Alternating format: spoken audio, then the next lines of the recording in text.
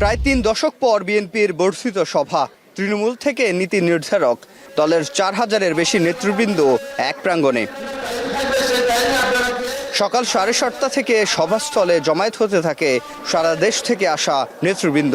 সময় বাড়ার সাথে জাতীয় সংসদ ভবনের এলডি হল প্রাঙ্গণ হয়ে ওঠে মিলন মেলায়।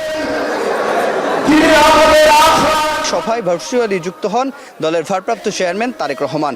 আনুষ্ঠানিকতার শুরুতে গত 16 বছরে গণতান্ত্রিক আন্দোলনে শহীদ ও দলের প্রয়াত নেতৃবৃন্দের স্মরণে 1 মিনিট নীরবতা পালন করা হয়।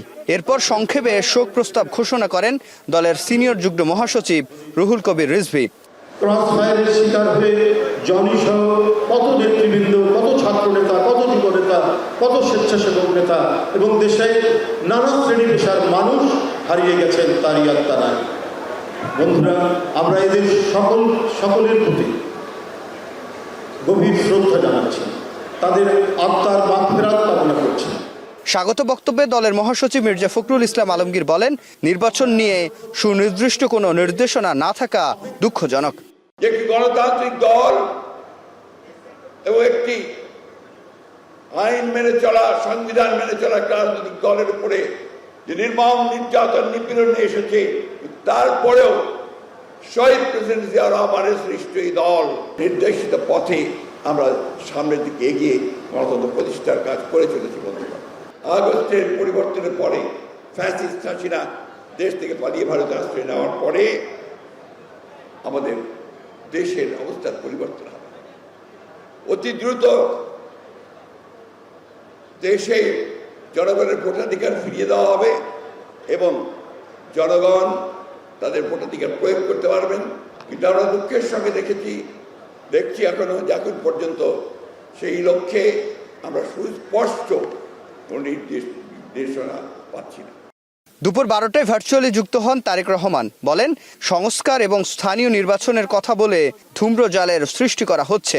আগে স্থানীয় সরকার নির্বাচন আয়োজন করা হলে সেটি হবে পলাতক আওয়ামী লীগের পুনর্বাসন প্রক্রিয়া। সংস্কার কিংবা স্থানীয় নির্বাচন এসব ইস্যু নিয়ে জনগণের সামনে এক ধরনের ধূম্রজাল সৃষ্টি করা হচ্ছে। রাষ্ট্র এবং রাজনীতিতে সংস্কার একটি ধারাবাহিক প্রক্রিয়া।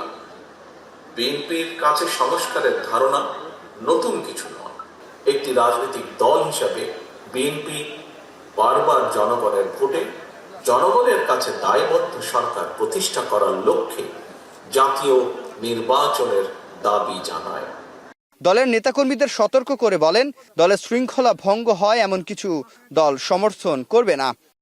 জাতীয় ঐক্য এবং জাতীয় নির্বাচনের পরিবেশ বিনষ্টের চক্রান্তের বিরুদ্ধে আমি আজ দেশের কৃষক, শ্রমিক জনতা, আলেম ওলেমা, পীর মাশায়েখ তথা সকল শ্রেণী পেশার মানুষকে, আপনারা আজ এখানে যারা উপস্থিত হয়েছেন, আপনাদের প্রত্যেকের মাধ্যমে তাদেরকে সতর্ক থাকার আহ্বান এবং অনুরোধ জানাই।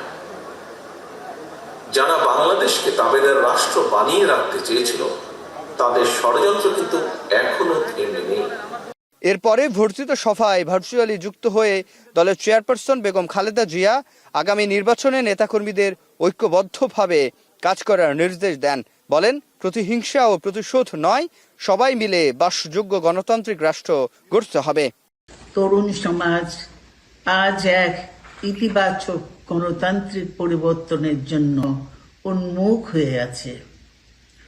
ক্ষুদ্র ক্ষুদ্র সংকীর্ণতা ভুলে দেশ ও জাতির বৃহত্তর স্বার্থে আমাদের কাজ করতে হবে। এখনো ফ্যাসিস্টদের দোসররা এবং বাংলাদেশের শত্রুরা গণ অভ্যুত্থানের মাধ্যমে প্রাপ্ত অর্জনকে নস্যাৎ করার জন্য গভীর চক্রান্তে লিপ্ত রয়েছে।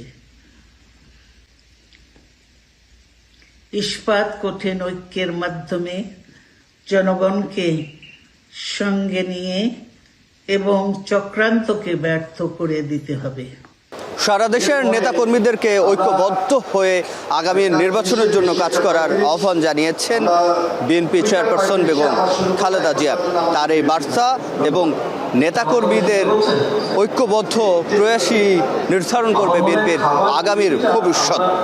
আর এই সভার পর জাতীয় রাজনীতিতে কী প্রভাব পড়ে এবং বিএনপির অবস্থান কি হয় সেটিও এখন দেখার বিষয়। সিফাত শাহরিয়ার, এখন, ঢাকা।